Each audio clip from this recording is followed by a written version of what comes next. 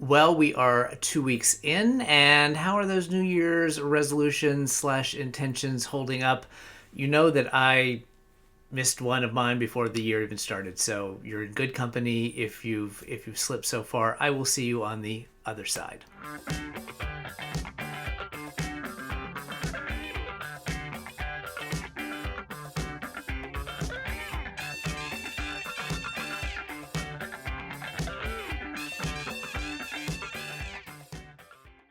Hello and welcome to this episode of Gary Knits, Gary Rides, a Craftivism podcast at the intersection of making things and doing good. My name is Gary. I am a knitter and a crocheter, also sometimes a knitwear designer. You can find me on social media at Instagram, at least for the time being, as Gary Knits, Gary Rides, and increasingly over on Ravelry as Gary Knits and Rides. Speaking of Ravelry, I have put up a couple of new threads in the group that is tied to this podcast, so go check those out. One about something I'm going to talk about here in a little bit. One just about general crafting chat for the winter. And Valorie, my friend Valorie, put up a thread highlighting knit-along projects from some of my old knit-alongs that people may still be working on or never finished, to give let you update everyone with your progress there. So go check out the Ravelry. As I said, for now I'm on Instagram. I'm also on Blue Sky, so here I am on Blue Sky, just Gary Knits over there, and we will see how all that plays out over the coming weeks and months and year as we move into the occupation. I hope you're doing well, notwithstanding that, and that you've had a good kickoff to the new year. It has been relatively quiet for us. Obviously, the big news around this part has been the fires up in the Palisades and in the Altadena east side of LA, as well as some smaller ones that got dealt with relatively quickly. So thank you all to everyone who's reached out to check on us. We're fine. We're about 20 miles away from the nearest fire. We never really got the winds that were the major factor in how quickly those fires spread. Luckily, I mean, we do live in an area that has a lot of vegetation in parts of our community, where there have been many years ago some fire risk, and there still is risk because it's been incredibly dry here. We haven't had rain since the summer, so things are still touch and go, and things could change in a moment's notice. It does seem like they've made some progress on containing the worst of things, but it has been a terrible situation up in the Palisades and in Altadena. I'm going to talk when we get to Craftivism about a couple of things that I've come across for folks who are in the fiber community trying to do something to help out the folks in the fire. It has been, I will say, very, very heartening to see how the community, the greater LA community, and not just but from all over, how people have come together and quickly mobilized to try to get supplies to the folks who have been most affected by that. I mean, very quickly within the first few days after things really started to get bad, donation places were overflowing with plates, to the point that they said no more clothes, no more linens, here's what we need, and those requests have been filled pretty quickly. But there's still a ton of need, and obviously folks have lost everything, and it's going to take a very long time and a lot of money to rebuild. So we'll talk a little bit about some things in Craftivism.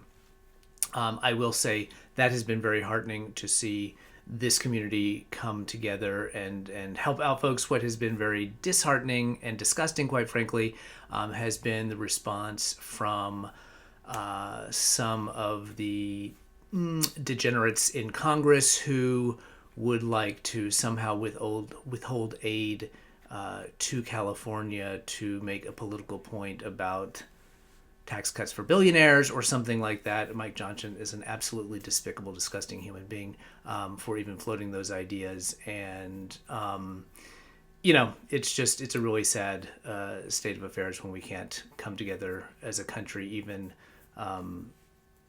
with our extreme differences, to help each other in times of need. So that's revolting, and they should all be ashamed of themselves for that. In terms of, as I said, we are fine. We have some family that is close to, but have not yet been affected by the fires, and fingers crossed. Today, for the first day, there was a big wave of fog that rolled through the LA basin. The humidity in the air humidity spiked up to 80%. So, and the wind's been relatively low. So I'm hoping that those few things can help to allow them to contain more of the Palisades fire, which is the one that continues to be pretty big. So thank you all for all of your thoughts. Keep sending those to the folks that have been affected. And again, we'll talk about some ways that you might be able to help out. Otherwise, as I mentioned, it's just been kind of quiet around here. We've been keeping tabs on our family that may have needed to evacuate to us. It did cause us to kind of it's one of those things you always, when you live in a fire zone, an earthquake zone, flood zones, hurricane zones, that you always are supposed to have the go bags and the list of things to get. But it did help us to sort of refocus on that and make some plans around that over the last couple of weeks. In terms of something fun, we literally just now got back from the symphony for our usual old folks Friday morning shows. We saw a concert of a Beethoven piano concerto and Tchaikovsky's Patatik. So that was lovely, and it was, we just go, the two of us go, but over the last couple of years, we have gotten to know the folks who sit around us in the seats. One of the reasons that we've gotten to know them is because I'm usually knitting when we first get there, and there's a group of women who sit behind us who always are asking me what I'm working on. But it was nice to see them and everyone asking about each other and how they were doing with the fires and were they affected, and just sort of checking in, even though they're essentially strangers to us. So again, just sort of made you feel good about the way this community has sort of come together in a really difficult time. So we will probably be needing more of that in the coming months as we all get together to go through a difficult and dark time over the next few months. So that was a kind of a fun thing to do. And then I'll talk about the other big thing that has been going on sort of as I get to the end of Craftivism, because it's the next big thing that's happening. So let's get into Craftivism. I mentioned there's a couple of things that I've come across my feed related to the fires here in the LA area. Wild Fiber Studios, which is a local yarn store up in Santa Monica, so relatively close to the big Palisades fire. They, over the last week, have been soliciting donations of yarns and supplies for folks who lost their entire stash in the fires, and they were putting together sort of little care packages with yarn and some needles that folks who have been affected could come into the store and pick up something. It seems like it's not that big of a deal in the scheme of things, in terms of like you've lost, everything, and yes, probably if you're a knitter or a crocheter or a crafter, your craft supplies are part of those. But I do think it was a really wonderful idea that the folks at the store there had, because it's going to be a difficult year or more for a lot of these people, and just being able to have a project in those moments where you have a minute of downtime and you're not constantly working through an emergency situation, to be able to have something that's comforting to you, if knitting and crocheting is that for you.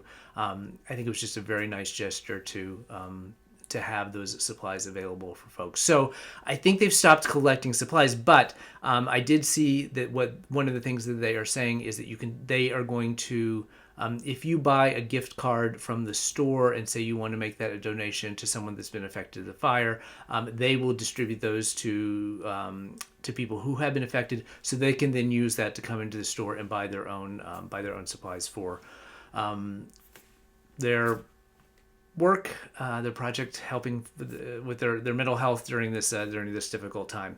So that's one. Another store that's not in a local store, but the Fuzzy Goat, who I know online, and it's escaping me now where they are, but I'll put it in the show notes. For some reason, I think Georgia, but I'm not sure.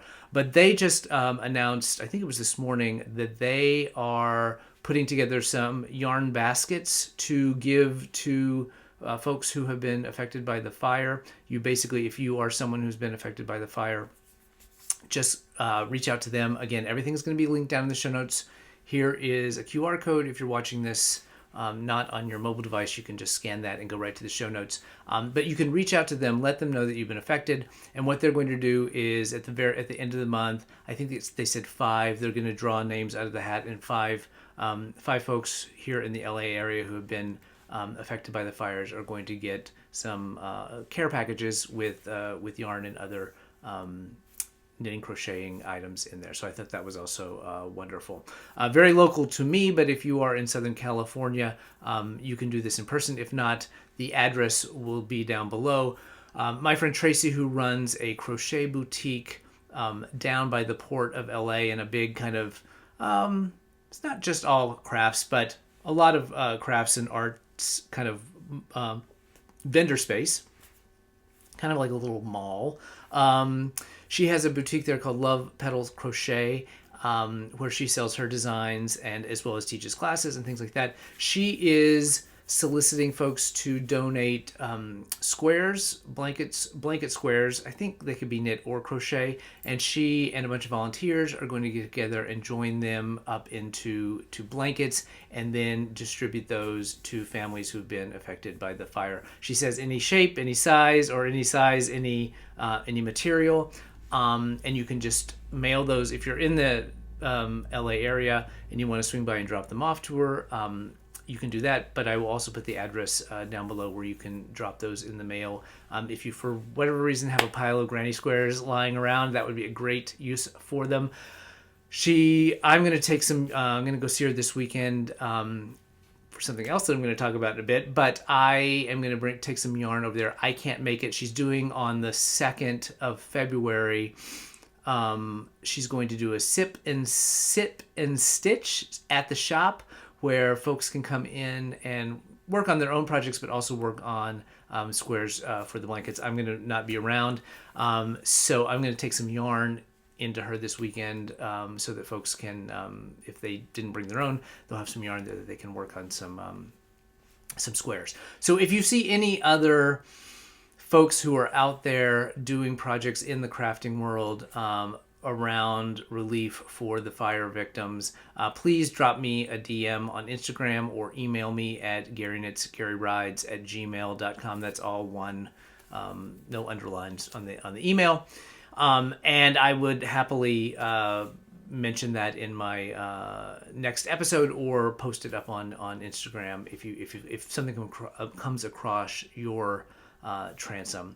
The last thing that I wanted to talk about in terms of craftivism is the upcoming Destash for Good sale. So it's been a hot minute since we did a Destash for Good. I think the last one was probably April last year, April or May, right before my A's life cycle.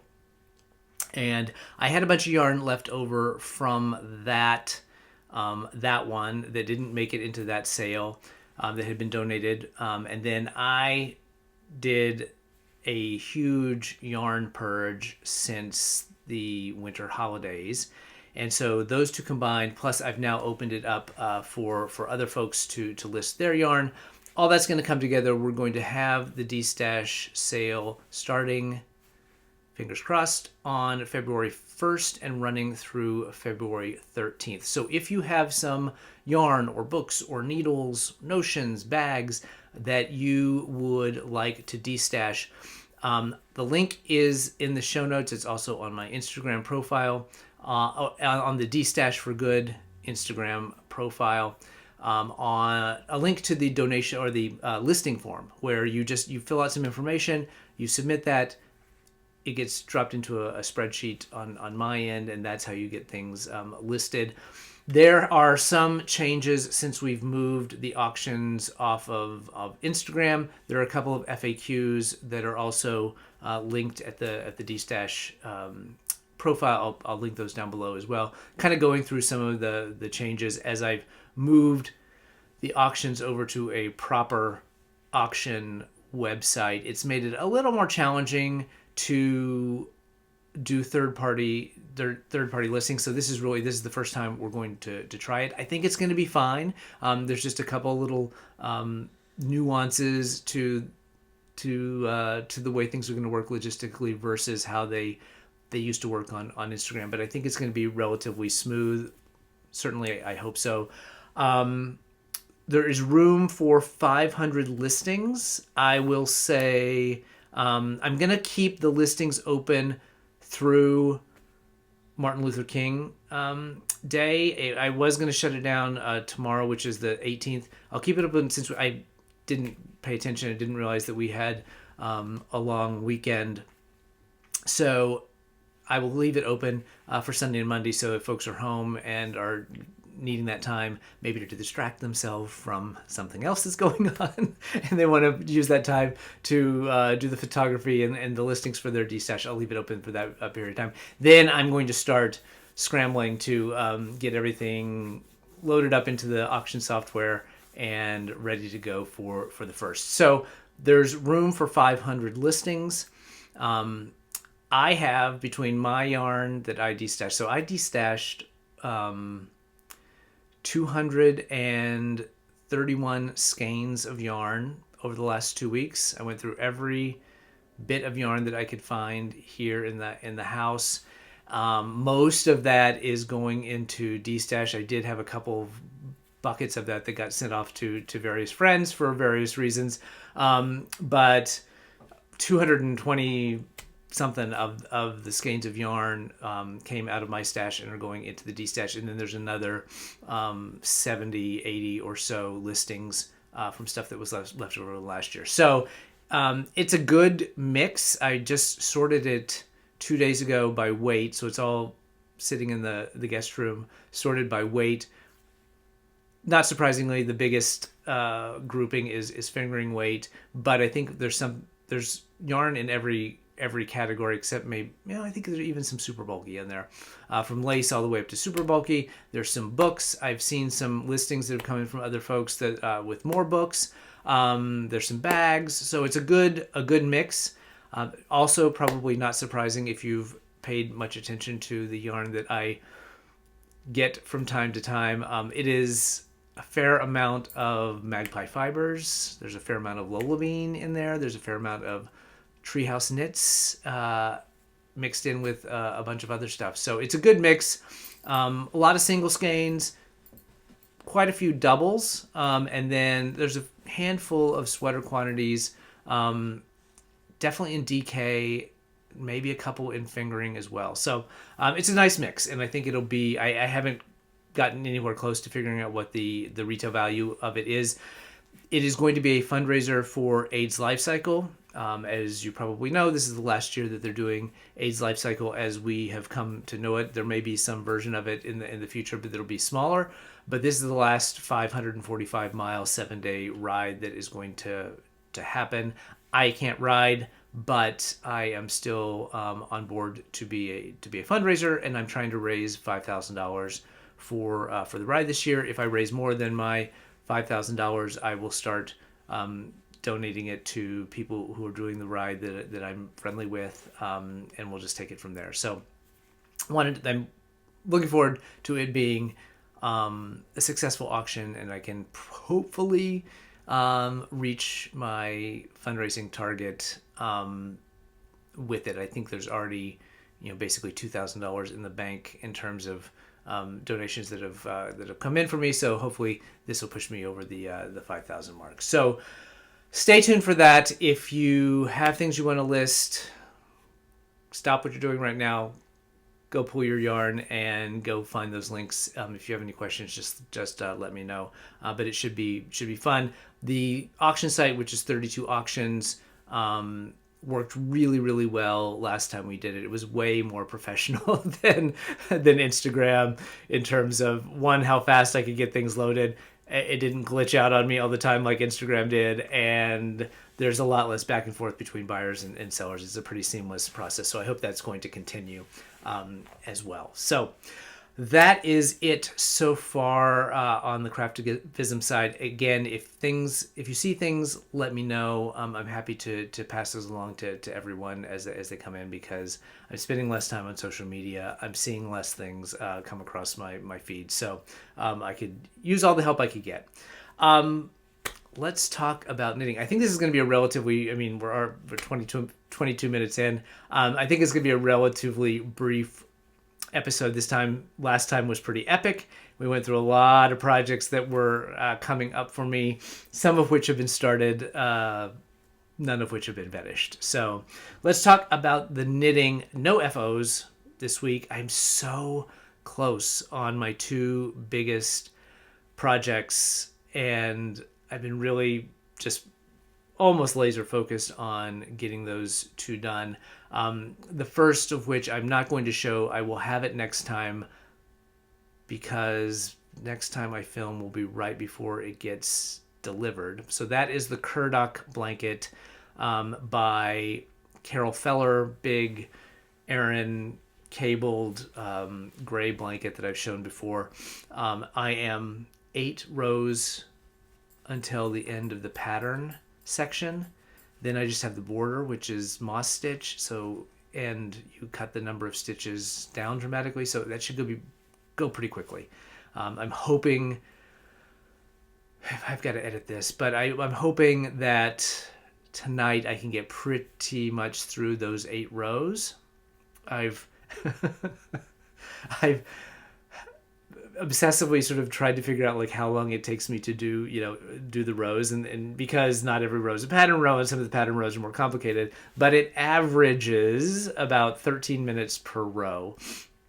So I've been trying to like time like how long it's going to take me to finish. So I can usually get through 6 rows, which is a full repeat of from the hardest pattern row back to the hardest pattern row, the busiest pattern row. It's not hard, it's just busy, and that's the longest row, and that one takes about 20 minutes, but I average about 13 minutes. So in about an hour and a half or hour and 40 minutes, if I'm being a little distracted, I can get my 6 rows in, which is about an inch.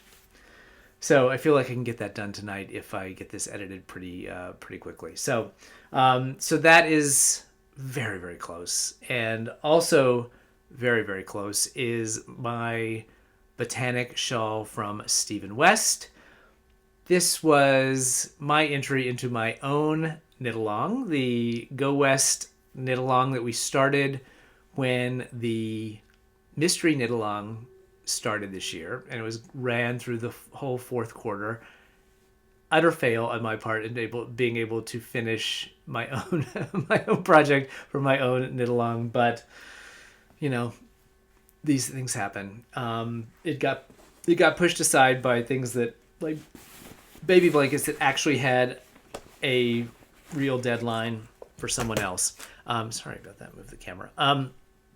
So I thought I was closer on this than I was. A week or so ago, I had gotten to where I thought I was almost at the end. So here is the shawl as it stands. It's getting a little unwieldy. But here we go. This is it. It's a big triangle. Nothing particularly complicated. It's a very, very easy pattern. 2 yarns, a solid and a color changing. Of course, my yarns are at both ends, so it's making it. The solid in this case is Urban Girl yarns in the Allentown colorway. That's the sort of dusty blue. And then the color changing yarn is a Chroma Fingering from Knit Picks. The color is Sandpiper. so you see these sort of sections between the slip stitches there, and there are 20 of those in the pattern, and you do an I-cord edge at the end. I printed out front and back of a page, and it had the whole pattern on it, and it says do this till you get this number of stitches, which works out to 20 repeats of the 20 of the repeats. And since you had an I-cord edge on either side, I just assumed when I got to the end it was just going to be like, now bind off using an I-cord bind off. So I think I was in like the 19th one. I was like, I only have 20 more rows, 24 more rows, or whatever it is, and then I'll be able to bind off and it'll be done. And I thought I was going to have it done by now, but because I didn't see the bind off instructions, because I only printed out 2 pages of the pattern, I went and looked, and sure enough, there's a whole another section which is a border. And it kind of deflated me because I thought I was so close, and I thought I was going to be able to finish one big thing and move on to one of the myriad projects that I had lined up for this year. So today, in the car, on the way to the Philharmonic, I was able to finish the pattern repeat section, and you can't really even tell but I am in the first repeat of the 48 row border. The good news is that as mindless as that whole pattern is, because there's very little to keep track of, the border's even more mindless. It's basically just knitting back and forth. It does have an interesting technique, which I had never seen before. I assume it's in other Stephen West patterns. He calls it the knit and slide, I think is what it is. And it's basically almost like brioche, the way you do brioche, where you knit when you have 2 colors, you knit all the way across on one side, then you slide the needle back and knit with the other color across, and then flip it and then do the same. And so in this case, you're going to get single row stripes of the 2 colors, I guess stockinette and then garter ridges, because you're knitting the whole time. So there's some increases in the garters in just knitting, so it should be a very fast finish. Fingers crossed. So I will definitely have that for show and tell in its completed form next time I sit down to film one of these. So I will be glad to get that off the needle. Those are my 2 big projects, and by my nature, I want to then cast on another big project. I may need to take a beat and figure out what that is going to be. I don't have anything deadline-wise for the spring, except self-imposed things that I want for me for particular points in time. But those are relatively small. And I think maybe my cardigan sweater, my basic set-in sleeve cardigan sweater that I want to knit, is maybe the next big project. And maybe I just start on that. It doesn't really need to be finished before the fall, because I'm not going to finish it before it warms up. And then maybe I'll start the swatching on that and see where we go. So those are the 2 big projects. I did start a couple of small projects since the new year.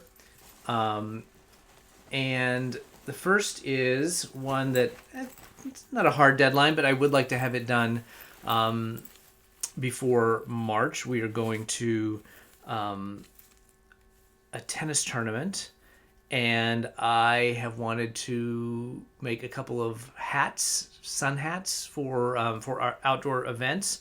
So the first one I started, and here's where I am, it's like a little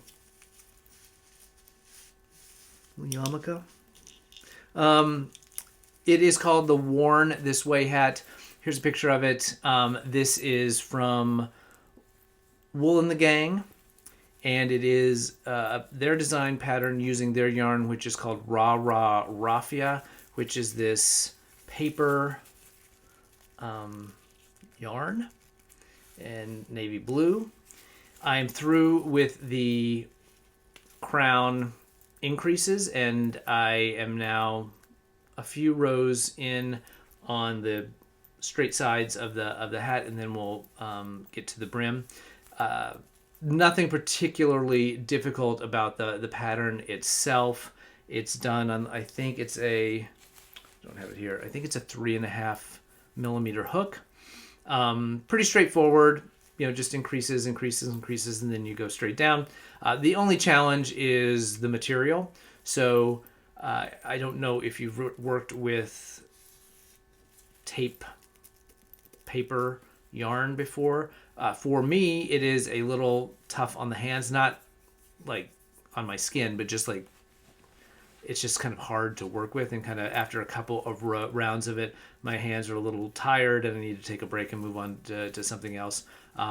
So this will become the focus once the one of those projects is done, and I'll try to, I'm right now I'm trying to do like a couple rounds a day and then get back to work on the cables and the Kurdock blanket. Once that's done, I'll maybe ramp that up to 4 or 5 rounds a day to try to get this wrapped up for March. So the pattern's pretty straightforward. I will say there's no sizing information in terms of like how you would change things to make it a different size. So I do have a bit of a fear that it seems a little small, kind of hard to tell, but I mean, it's definitely not loose. And so my fear is that I'm going to get it down to the brim, and it's going to either be too tight or too loose. And I'm going to have to go back and think about either adding some more increases or taking out some increased rounds and just do some straight rounds in there. So we shall see. I also am not sure exactly how the shaping of this is going to turn out. If you look at the picture that they do, it looks like a professionally done hat. This is looking a little wonky to me, a little uneven, just because the stitches are a little uneven in places. So I don't know if maybe after it's done, kind of like you would do with a cowboy hat, there is some steaming that you can do to kind of get it to a particular shape. But we shall see. I'm looking forward to seeing how the final project works out, and whether or not it looks ridiculous on me, and whether or not I care if it does or not. So that is the Worn This Way hat from Wool and the Gang. The other thing that I've started, and this is my walking project, I posted a picture of it on Blue Sky the other day. This is what I'm wearing. I am wearing Pure Joy by Joji Locatelli. I did this, I want to say back in like 2022. Treehouse Knits from her Cocoa collection. The blue is called, I believe, Everlasting, and this was done on a slubby fingering.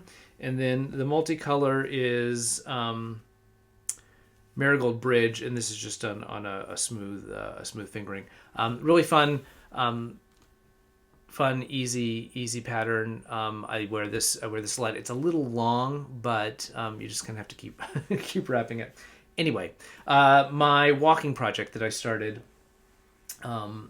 for when I go out on walks, I am making my very first ever somewhere buried in here, sockhead slouch. Well, you're not going to see the gray yarn, but what I did was, in my yarn purge, I found a bunch of swatches and samples and things like that from my Knit Stars class, one of which was this Franken tube of self-striping sock yarn. And so what I've done is I've taken another yarn that was used in a bunch of swatches, which is this palette from Knit Picks in just a gray, and I had some partial skeins of that, and so I am putting it in a sockhead slouch, and I'm striping it every other row. So I'm just knitting right off of this Franken tube. I'm about finished with the Wine Country from Always Be Kind Yarn. The next one is Fiesta, a Knit Picks Felici, and then we get into some of the Biscotte yarn that I used in my Knit Picks project, and then some Cascade Heritage prints in a couple different colorways. So I'm not sure how far into this I will get, but here's how it's working up. The stitches are a little wonky. I think that's because it's coming off of a sock tube and they're a little kinked, but I'm hoping some blocking will take that out. The other thing that is fun about this project is I am, for the first time ever, doing helical knitting, which took me 1 second to kind of figure it out and get started on it. And I thought it was going to leave like a hole where you made the color shift, but it doesn't.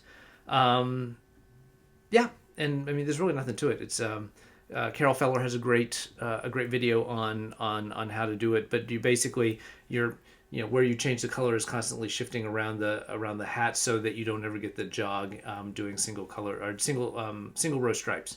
So I think that'll be fun, a fun hat. Assuming it fits me, it will be mine.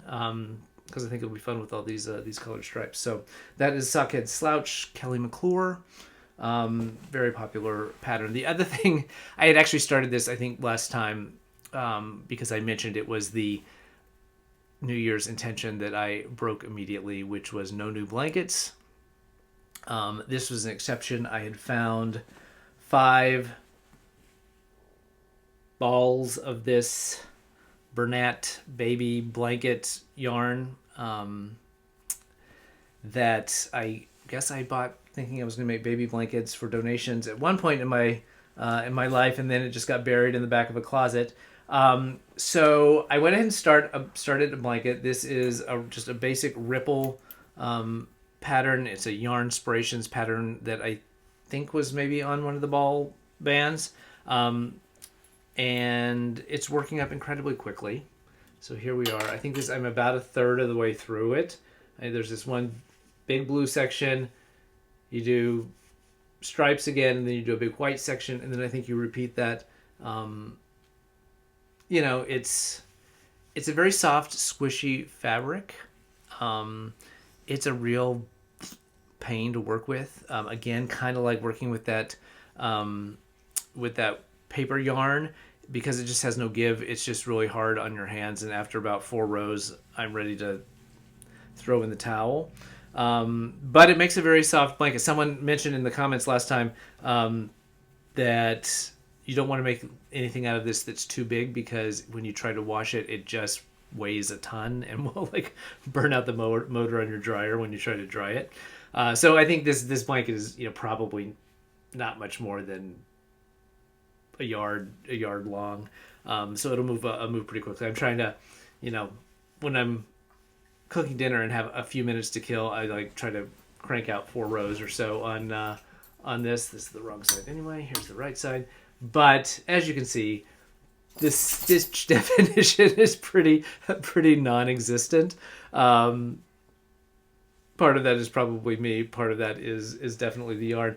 Interestingly, at my knitting group this week, my in-person knitting group at the library, we had a new person join us, and she actually joined us because we had met on the Yarn Along bingo, the Yarn Along that Erica from L'Amour et Knots is running, which I mentioned last time, and I'll link down below again, on their Tuesday evening Zoom call, and in the Discord chat, a whole group of us that realized we were all in Southern California started chatting about local get-togethers and things like that. And I mentioned the knitting group at the library, and so she showed up, and she brought her 2 little girls with her, and they were sitting there very nicely reading their books from the library and playing with different things. But she had a bunch of stuffies that had been made out of this Bernat baby blanket yarn, and they were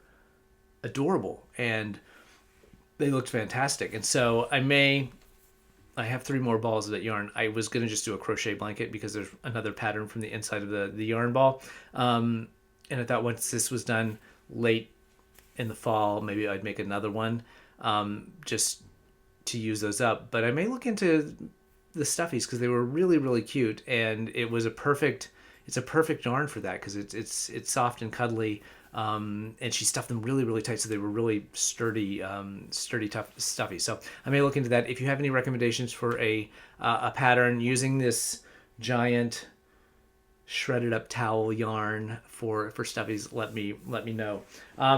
So I think that is it in terms of things that have actually been started. I have a tail of I tried to do some swatching, or I tried to get started. If you recall, one of the things that I am interested in making this year is this. Here, where am I? Here. So weird. Okay. Moroccan crochet, summer crochet shirt is called, and the designer is Unraveled or Raveled and Unraveled and. It's down below. Young guy, crochet designer, really cute stuff.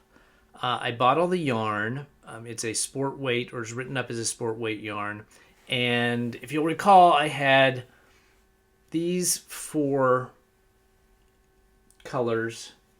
This is Pearl Soho Pure Cotton. And it takes 3 colors, and I wasn't sure. I definitely wanted to do the navy and the white, and wasn't sure if I wanted to do this plum or this lemon lime green. Y'all had opinions and let me know that the lemon lime green was the way to go, which I appreciated. So I was gonna start. What I was gonna do actually was make a couple of hexagons, one in each colorway, and then have that as something to show, and then make the final decision. But I was thinking that since everyone seemed to think the lemon lime was the way to go, that's probably where we'd end up. So it calls for, I think it's a 2.5 millimeter crochet hook, and that's sport weight yarn. And I will say the pattern is really cute. It's a paid for pattern. I think it was like $10. Bought the pattern, downloaded it all. As I have found, and I don't want to paint all crochet designers with this, but it is a little less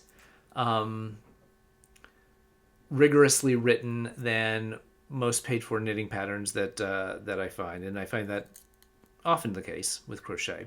The other thing is it only has one size. It's a medium, so I figured that's probably pretty close, and we could probably block it if it needed to be a little bit bigger for me. But there was no measurements on what a medium was. It was just said medium. The only guidance in terms of dimensions for anything is a gauge swatch, which was written at 8 stitches and 3 rows over 2.5 centimeters. So, I typically need to go down a little bit in crochet hooks because my crochet tends to be loose. Knitting, I'm usually pretty close, but I think it's written for 2.5, and I think I decided to go down to a 2, and so I did it and did the swatch, and it came out to be like 6 inches over 2.5 centimeters. Now, that was still really, really tight, like not fast crocheting at all. Like I was really having to work, and it was still too big. And I didn't think it was something I was going to be able to correct just by trying to go tighter because it seemed so tight. So I went out and bought more crochet hooks. And I think I got a 1.5, a 1.25, and a 1. And since it was 6 versus 8, that's a pretty big difference. I decided I was going to try it with the 1. Now, I'm not sure if y'all know how T90 a number, or a 1 millimeter number 6 it's called, hook is, but they are frighteningly small, almost like a needle, like sewing needle diameter. And I tried to crochet sport weight yarn with this teeny tiny little thing. One, because there's almost no hook on it, as you can see. It almost acted like a needle, and it would split the yarn constantly. But after, it took me like at least an hour to do a little 24 by 4 row swatch to try to measure it.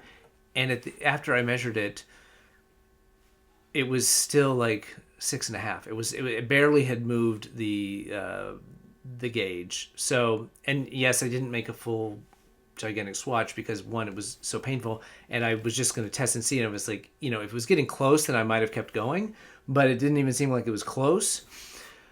So I don't know, I reached out to the designer and just said, could you give me an idea of what the size the hexagons are, so then maybe I could do a hexagon and see like how far off my gauges in terms of the hexagon size. And then I just thought I was going to have to make a decision, either try to adjust the pattern, which I'm loath to do because that's hard enough in knitting, and I don't really have confidence that I'd be able to pull that off in crochet, or maybe go down to a fingering weight yarn. I mean, it's not that much smaller than sport, but maybe it's enough to get me a little closer to the gauge. So I have not heard back. And I'm really frustrated because I really, I bought all the yarn, and now I have all this cotton yarn that I want to make into this shirt. So this is where I mentioned Love Pedal Crochet, Tracy over at Love Pedal Crochet. She's an amazing crochet designer, does everything off pattern, and creates these amazing dresses and sweaters and tops and all sorts of things.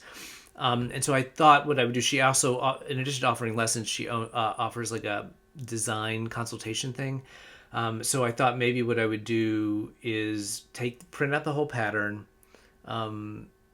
go over to her and see if maybe she'd be willing to, over time, work with me on this and sort of figuring out how to tweak the pattern to use it as a template and adjust either however many hexagons I make. I mean, there's hexagons and there's like half hexagons and quarter hexagons. So there's a lot of, ways to, I think, play the shaping.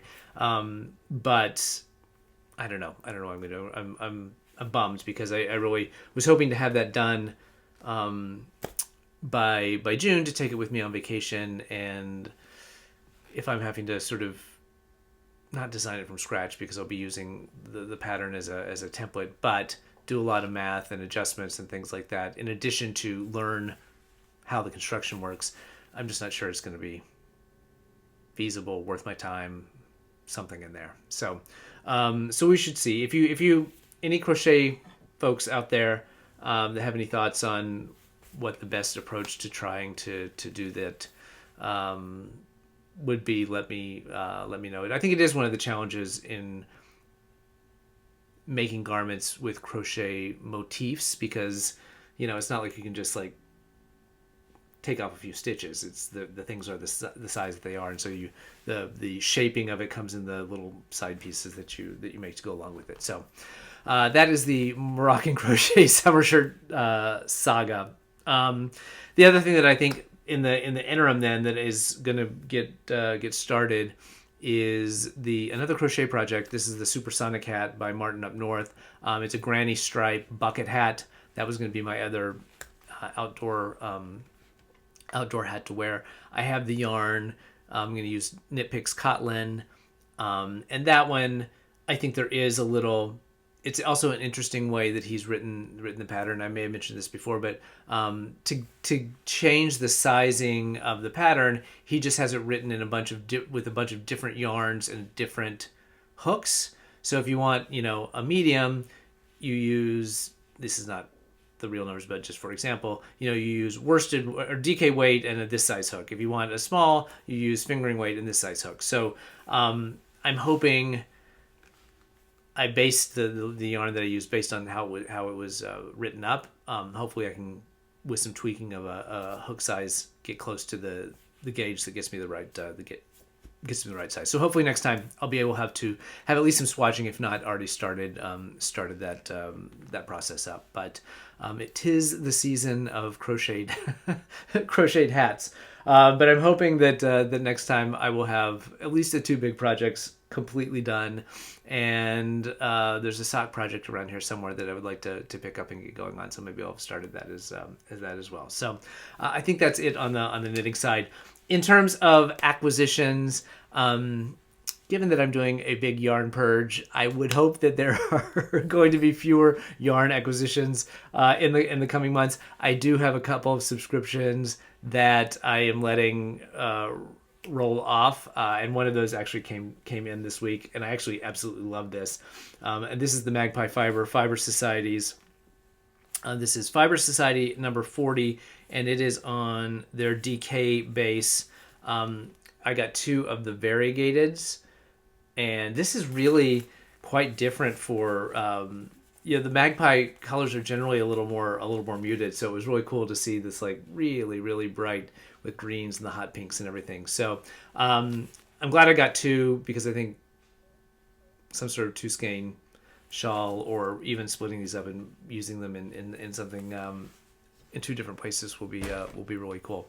The other things that came in are not yarn, but my friend Valorie Voight, who lives in South America, her husband has started making these yarn caddies, and he has several different styles, including the kind that hang. This is not one of his, but this is the Lemonwood one.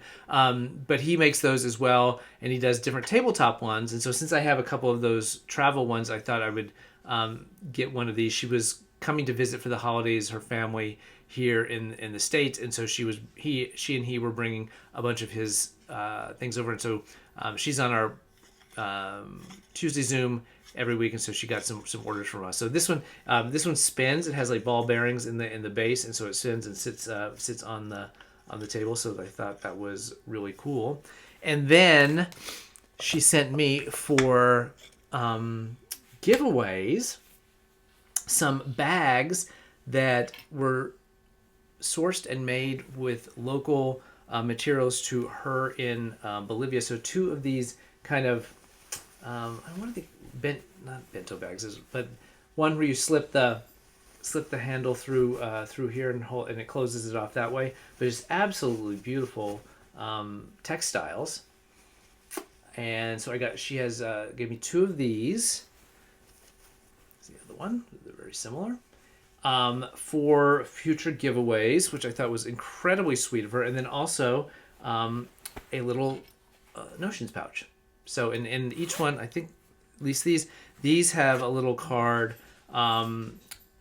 that was made of cotton grown and milled in the department of Santa Cruz in the eastern Bolivia lowlands and hand-woven by artisans in the town of Concepcion in the region known as the Chiquitanilla. Chiquitanilla, maybe? So I thought those were cute, and I don't know if the other bags have who made them or not, but I thought that was really sweet. So thank you, Valorie Voight, and stay tuned. You may be a winner at some point for one of these lovely bags. So those are the 2 things that came acquisition-wise for me this week. But as I mentioned, I know I have a Woolens and Nosh sock set coming. That's my other subscription, and both the Magpie Fiber and the Woolens and Nosh subscriptions will be sad to give up, but I'm going to try to be strong and stick to my plan of keeping the stash declining instead of growing. And I have a little dog here who is ready to eat her dinner, and so I should probably go take care of that. So thank you so much for spending some time with me this week. Again, thank you for all of the notes and everything regarding the fires. If you see anything in terms of things going on in the crafting world as a means of helping out the victims of the fire, please shoot me a DM or an email. I'd love to spread the word on those. Be safe. It's going to be a tough road here for a while, but I think community is going to be very important. And take care of each other and be kind to yourself, be kind to others. Thanks so much. Have a great day.